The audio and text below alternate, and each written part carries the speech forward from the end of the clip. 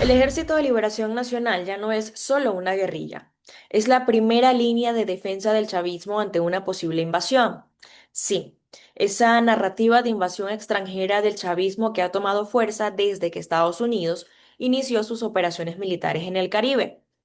El ELN también es la caja chica del régimen en los estados fronterizos. De custodiar ríos de cocaína pasó a custodiar ríos de oro, operando como una fuerza irregular que mezcla ideología, negocio y poder. Sobre este oscuro entramado entre el Ejército de Liberación Nacional y el régimen venezolano, conversamos con el profesor e investigador Luis Trejos, uno de los mayores expertos en conflicto armado y crimen transnacional en la región. Profesor, bienvenido. Me gustaría iniciar preguntándole en qué momento el ELN dejó de ser famoso por operar en Colombia para convertirse o ser reconocido por sus actividades en Venezuela. No, lo primero que hay que entender es que la presencia del ELN en la frontera colombo-venezolana es de larga data. Desde la década de los 70 hay estructuras guerrilleras de esa organización armada en el Catatumbo, en el Cesar y después en Arauca. Lo primero es que hay que leer el tema de la frontera con Venezuela en el marco de un territorio que históricamente ha tenido muy poca presencia de Estado y en el cual hay unas comunidades con unas carencias materiales importantes. Y en esos contextos la guerrilla muchas veces termina jugando roles estatales, regulando la vida en comunidad, administrando justicia, recaudando tributos, prestando servicios de seguridad, etcétera, y eso termina generándole cierta legitimidad en los territorios. Eso lo hablamos del lado colombiano. ¿Qué es lo que sucede y en qué momento cambia la presencia guerrillera en el lado venezolano? Porque hay que entender que hasta antes de Chávez, la guerrilla colombiana en Venezuela era percibida como un invitado indeseado. Es decir, había una percepción de que eran enemigos y amenazas a la seguridad venezolana. Eso cambia con la llegada de Chávez al poder y hay un relajamiento con respecto a las tensiones que manifestaba la fuerza pública venezolana contra la guerrilla.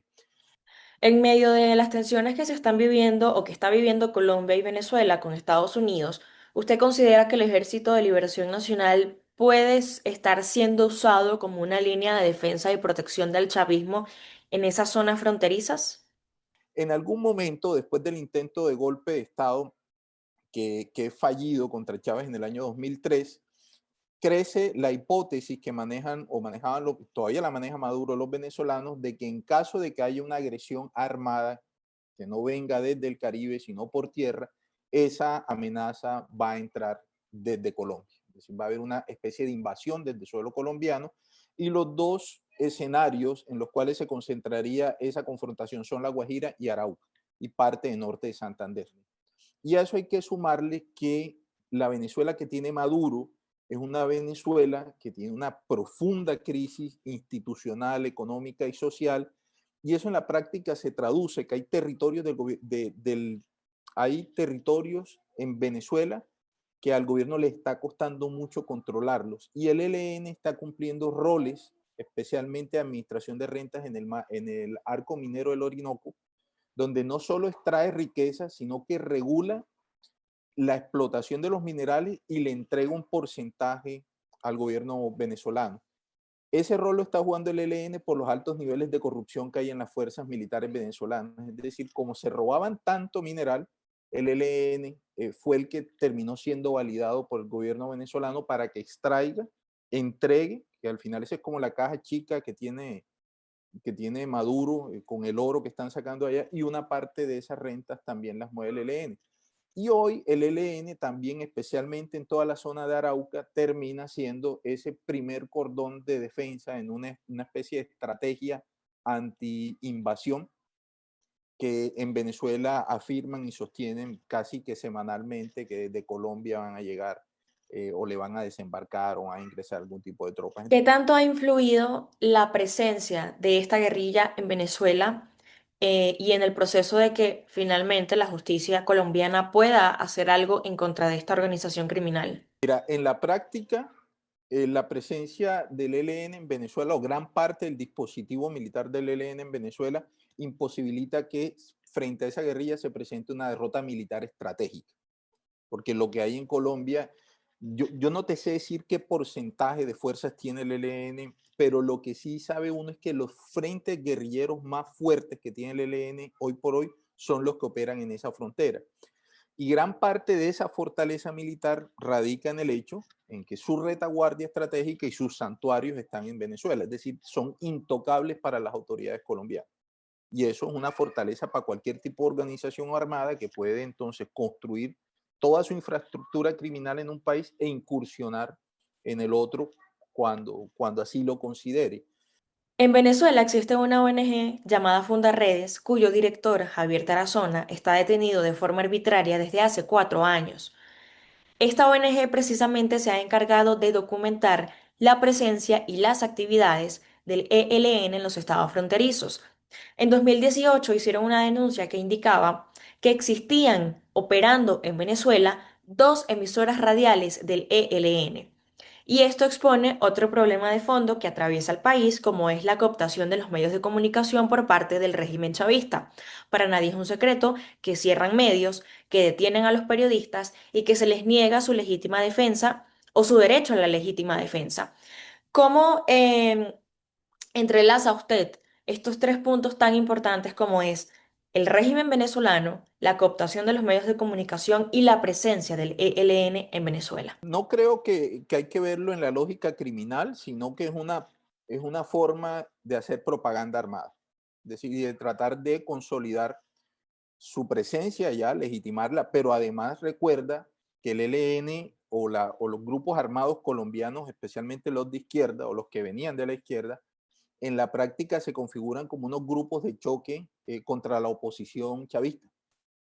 Es decir, ellos también están promoviendo a ese régimen y lo defienden, y parte de esa defensa es en todos los aspectos en los que puedan hacerlo, y obviamente la propaganda a través de la radio es fundamental en ese sentido. Entonces, no solo es una propaganda pro ELN, sino también pro Maduro.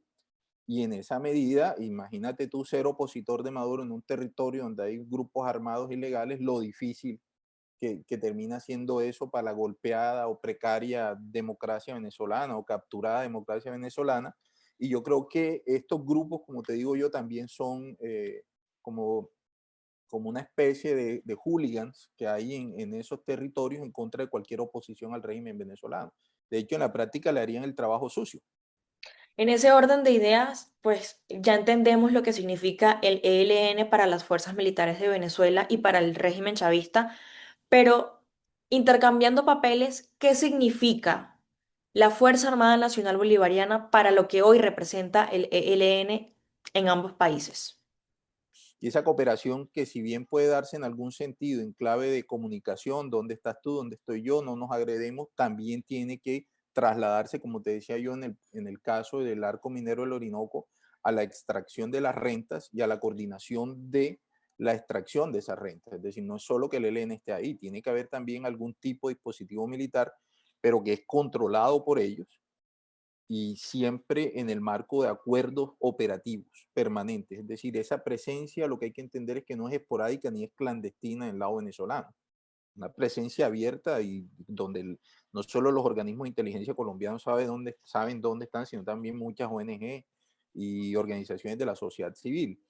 Y aquí lo que tenemos que empezar a preguntarnos es si estamos en presencia de la primera guerrilla binacional en la historia de Colombia. Es decir, si hoy por hoy podemos decir o afirmar que el ELN es una guerrilla solo colombiana o si ya también un corriente y de su comandancia estratégica está en el lado venezolano y se retroalimenta más de Venezuela que de Colombia. Profesor, no siendo más, muchísimas gracias por acompañarnos y por regalarnos parte de su tiempo para poder realizar este análisis. Gracias también a las personas que nos ven. Recuerden seguirnos en nuestras redes sociales como @ImpactoB y nos vemos mañana con un nuevo análisis de Venezuela en profundidad.